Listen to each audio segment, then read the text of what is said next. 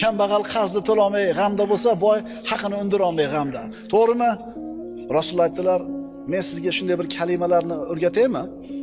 Agar ularda aytsangiz, Alloh g'amlaringizni ko'taradi, qarzlaringizni uzadi. Endi qanday? Shu gapni gapirib qo'ysanglar, g'am hal bo'lib, qarz uzilib qoladimi? O'shuning uchun biz odamlarga bu zikrlarda foydasi yo'q-da. Ularning iymoni zaif, ularning iymoni sust. Undan ko'ra $1000 berganingiz yaxshi uni qo'liga. Narxini olishni xohlaydi. Mana shu yerda mu'minni mu'min emas odamdan farq ajraydi-da. O'rgating yo Rasululloh dedi. Rasululloh aytdilar, shunday deng.